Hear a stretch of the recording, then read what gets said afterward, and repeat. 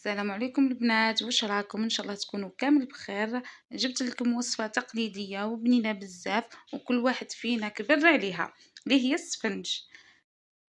درته بطريقه سهله وبسيطه وبلا تخمار وبمقادير موجوده في كل دار. انا شخصيا نحبه مع قهوه الصباح، يجي خفيف وهش، وتشوف وكما تشوفوا هكا احمر.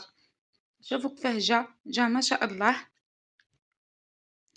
راهو الفيديو يهضر على روحو. شوف كيفاش جا فارغ من الداخل وحمر، ومن برا يجي مقرمش.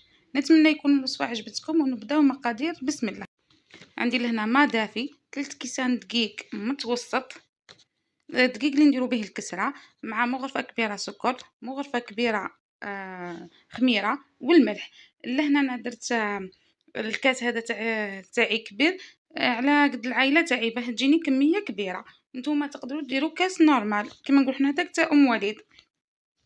حطيت الدقيق، حطيت السكر والخميره والملح، وبديت نبلو بالماء دافي. شوفوا نروح معاه غير بالعقل. انا حنديرو لهنا في العجانه يتعجن لي، واللي يحب يديرو تعجن بيديها تعجن، وشنو تعجنوا بك مليح. شال لهنا بديت نبل فيه كيما تشوفوا. لازم تحصل على عجينه تكون طريه، ونحطها تتعجن في العجانه. قلت لكم تقدروا ديروه بيد، تعجنوه باليد نورمال حتى تحصل على عجينه تكون طريه كيما تشوفوا. الا حطيتها في العجانه وخليتها تتعجن في عقلها. لهن بعد ما تعجنت لي بديت نشتقي فيها بشويه. كل مره نزيد لها شويه ماء لهنا حتى يدخل لي الماء هذا في العجينه. كي يدخل الماء في العجينه شوفوا زدت درت مره ثانيه هكا، نبقى نضيف لها الماء حتى نتحصل على عجينه تكون طريه.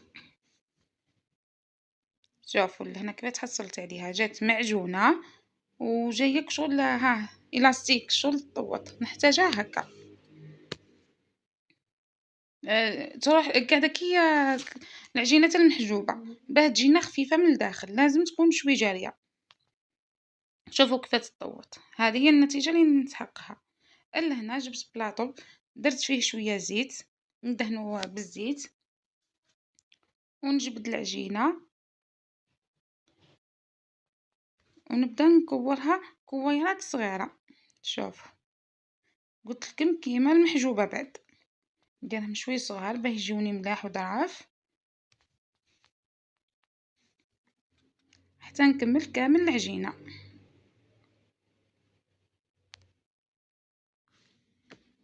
الا بعد ما كملتها نغطيها برك ونروح مباشره نحط زيت يسخن. ونبدا نخدم. الا هنا وشنو النار تكون ماهيش دليله بزاف، باه ما تشربليش الحبه الزيت، وما تكونش تاني قاويه باه ما تحرقليش، ما تطيب ليه وما كما نقول حنا تحمر وتبقى عجين لداخل. تكون النار متوسطه والزيت يكون سخون. الا هنا العجينه كما شفتوني حطيتها على صحن، دهنته بشويه زيت وحليتها بيدي كما تشوفوا حتى ولات هكا خبزه صغيره. ونحط وقلبت الصحن على يدي باه تجيني سهله وصوابعي ما يحصلوش في العجينه لداخل. وكي نقلبها تكون قد كما تشوفوا. حطيتها في الزيت ليه كبيت عليها الزيت بات تنفخ كما تشوفوا. الفيديو راه واضح. حمارت شويه تاني من الفوق وزدت قلبتها برك، دات حموريه هذيك المليحه ونحيتها. دوك تشوفوا الطريقه كيف درتها. هاني جبت حبه كما تشوفوا حليتها على الصحن، تكون هكا نرققها باه تجيني خفيه من الداخل فارغه. قلبتها كما تشوفوا بلا عقل برك باه ما صوابعي ما يدخلوش في العجين. ومباشره من بعد نكب عليها الزيت.